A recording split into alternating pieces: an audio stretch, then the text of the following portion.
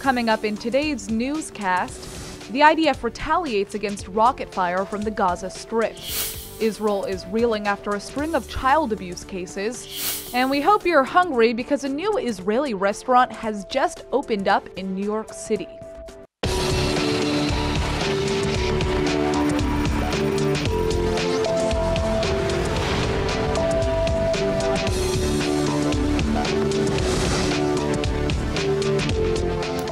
In the early hours of the morning, terrorists from Gaza fired 3 rockets into Israeli territory aimed at the city of Ashkelon.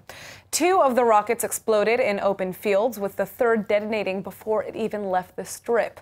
In retaliation for the attacks, Israeli jets have just pummeled 9 Hamas targets in the coastal enclave. Israeli security forces, however, are wary of using too much force at this time, fearing that a stray spark could ignite a new war. This comes at a time when tensions on the Gaza front are visibly at an all-time low, a fact made evident by the continuing trend of Palestinians flying flaming kites and balloons over the border, burning thousands of acres of Israeli farmland. Though the damage has not yet claimed any human casualties, the devastation to Israeli wildlife and agriculture is more than a mere nuisance. Yesterday, hundreds of turkeys were smoldered to death from smoke caused by an incendiary balloon from Gaza. The army has considered using lethal force to deter these attacks, but word is that top army brass is actually opposed to such a move, for fears that it would only escalate the conflict into an all-out war. Regardless, local residents and farmers affected by the attacks are quickly losing patience. The army has dispatched a new fleet of drones to counter the homemade kite bombs. But as the summer continues to heat up, the conflict shows no sign of slowing down. We've just learned of a massive Shin Bet operation that busted a huge, extensive Hamas terror cell operating in the West Bank. While the terror group's activities are largely coordinated in the Gaza Strip, this unusually large cell of over 20 members was operating out of the city of Nablus.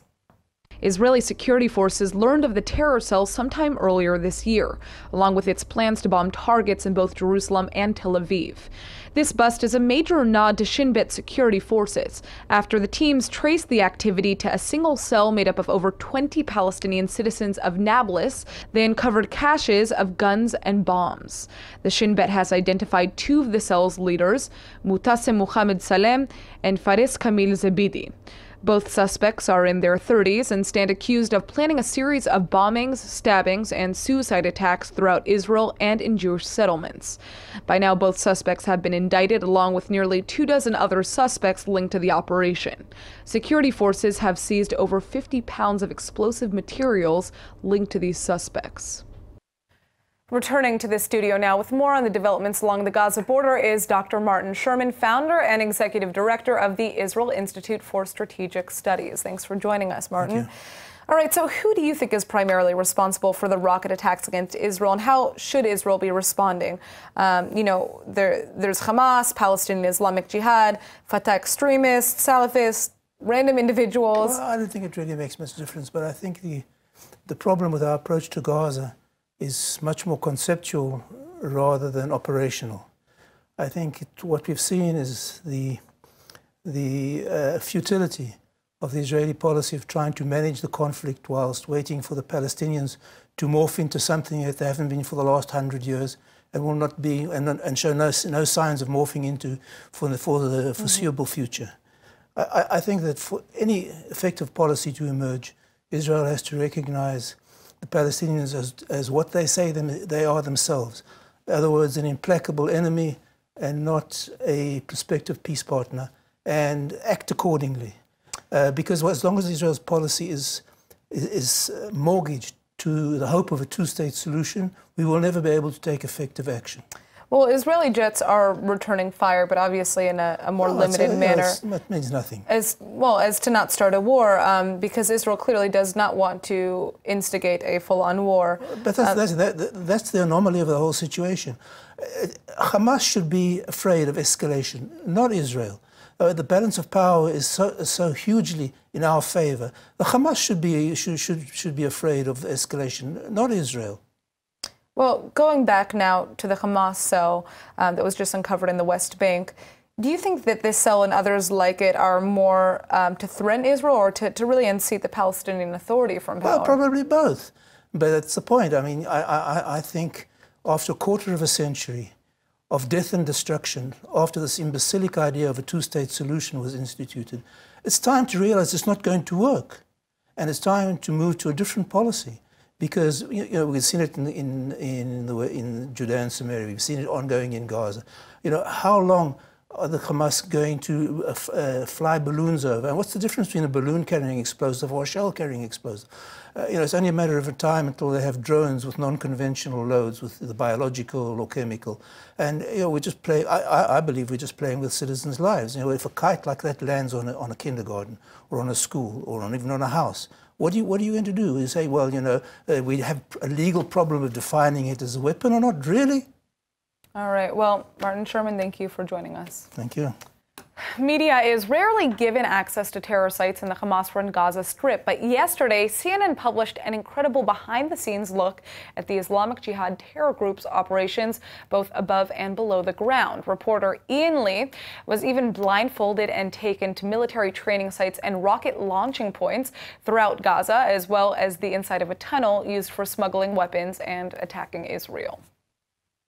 As you can see, many of these tunnels are reinforced with concrete to protect them from caving in, but also from potential airstrikes. Israel has a different name for them, terror tunnels.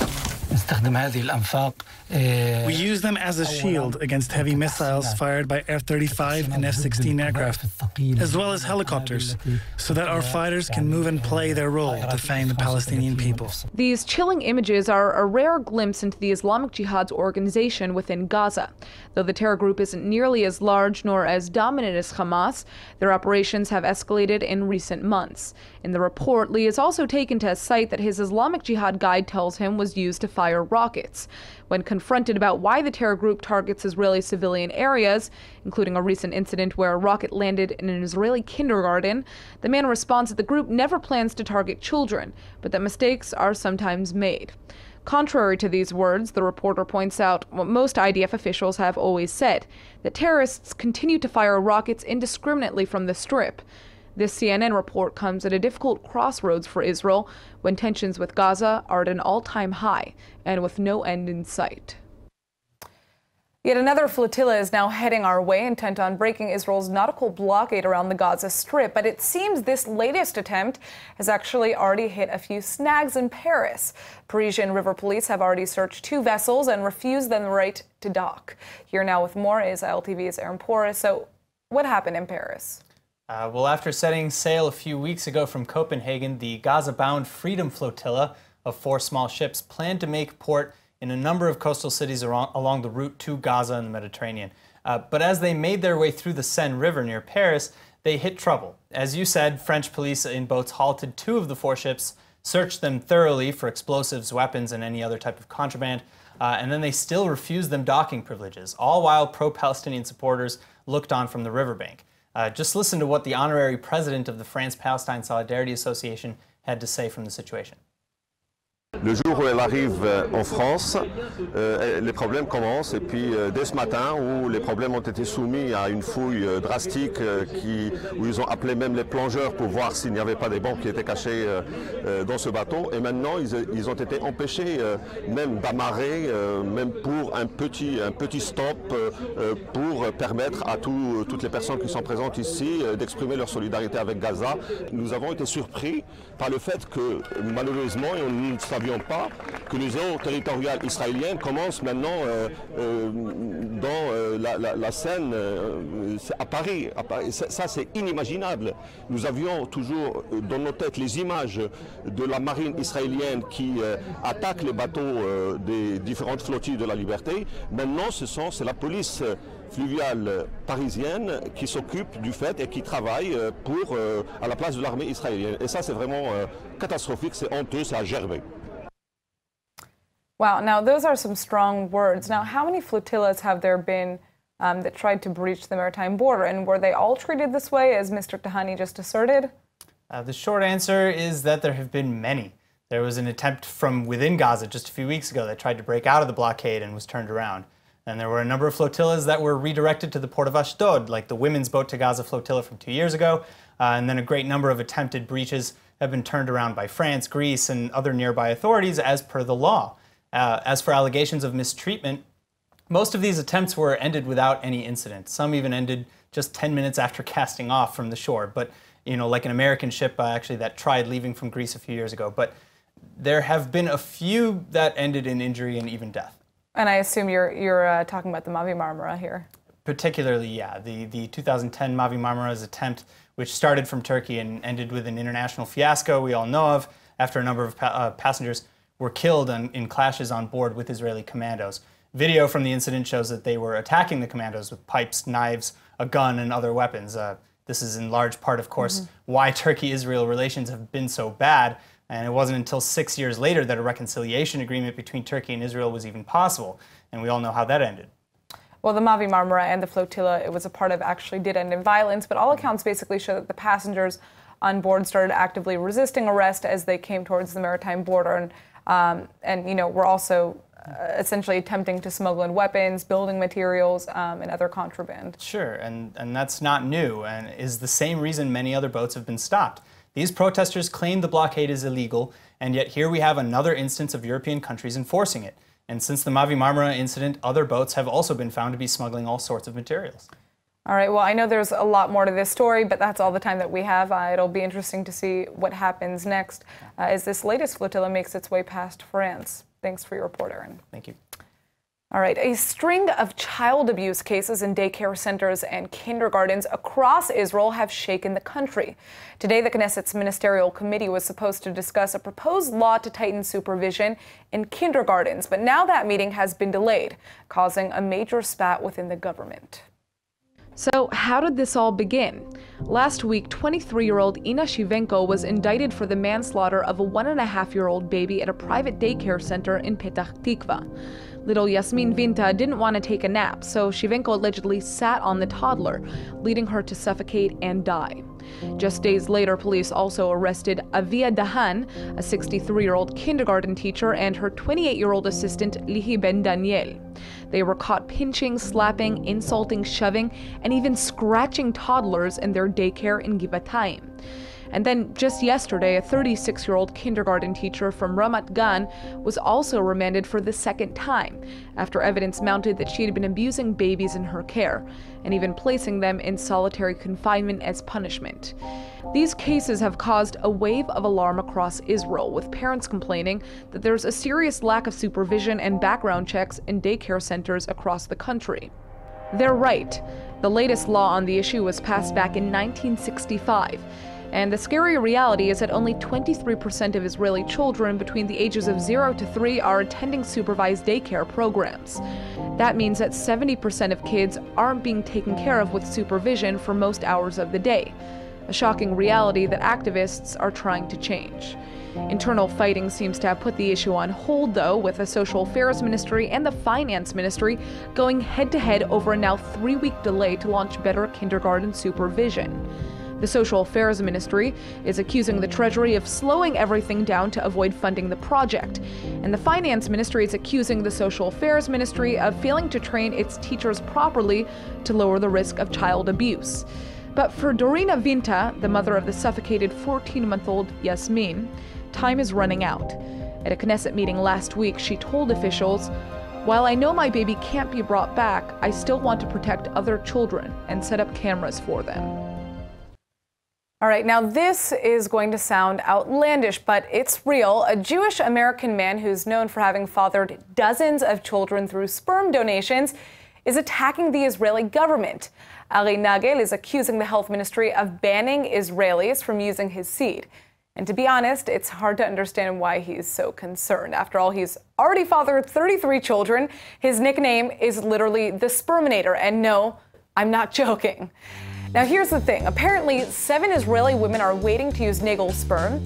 6 samples have reportedly already been stored at sperm facilities in Israel, but the prospective mothers haven't been able to use them because of the restrictions from Israel's health ministry. A 7th woman claims that she paid for Nagel to fly over to Israel and donate his sperm, but a private sperm clinic destroyed the sample once he handed it over. Nagel alleges that he's been blacklisted, saying there's a do not donate list, and I'm the only one on that list. The 42-year-old already has 3 children within his marriage, and then, of course, another 30 from sperm donations.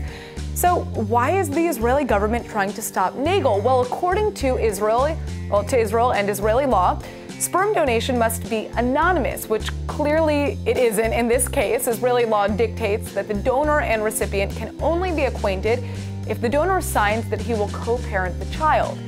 And even though Nagel apparently has signed such paperwork with these 7 Israeli women, the government doesn't believe he will actually stick around. This, of course, isn't the first time that Nagel has run into legal complications regarding his, generous donations, but some prospective mothers claim his reputation is what makes him such a popular candidate. I really don't know what to say about this one. All right, now, this is actually funny because I've had this exact problem while watching the World Cup. Thousands of Israelis are taking to social media to complain about the unacceptable and unwatchable wide-angle footage of the soccer matches. Israel's public broadcaster Kan is actually in charge of broadcasting the World Cup, but viewers say the footage that they're airing makes it nearly impossible to see the ball and identify the players during the games. Kan apparently purchased the right to transmit the matches in pretty new 4K tech, which has resulted in the wide angle that is causing so much distress.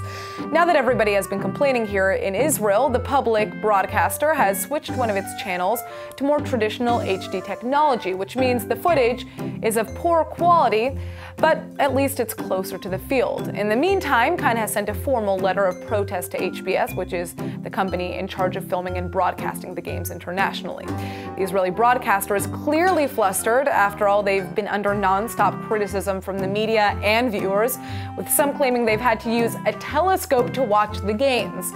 Funnily enough, we've been seeing a lot of Israeli streets littered with, the boxes of newly purchased televisions, clearly just in time for the World Cup. But it looks like a new HD TV isn't going to be able to fix this problem.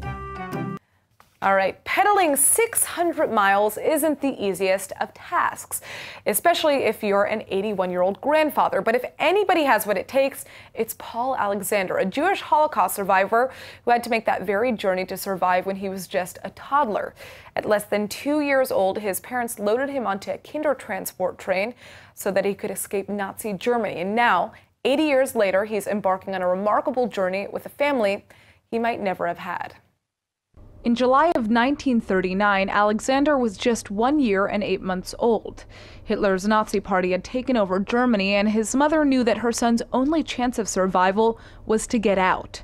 Even though she didn't know if she would ever see him again, she put her only child in the hands of the Kindertransport, a program launched by the British Prime Minister Neville Chamberlain.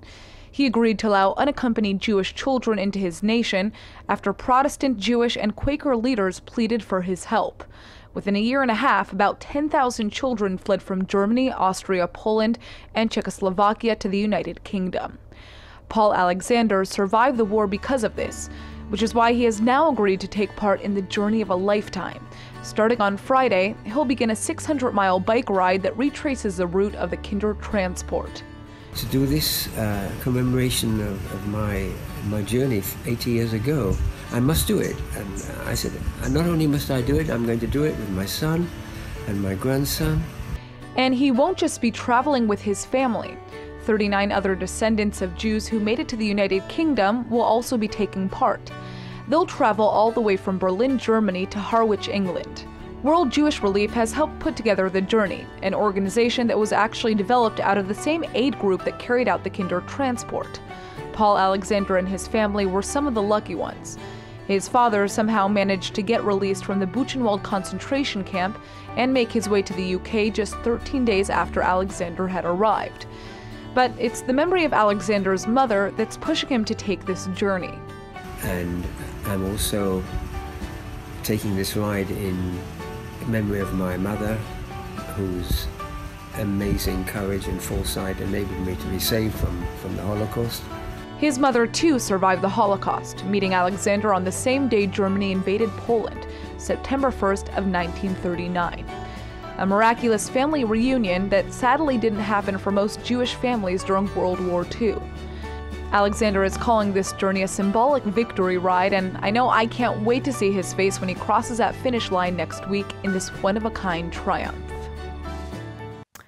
Our next guest is a very special one. Yaakov Avimor is not just one of Israel's leading attorneys in the field of medical negligence.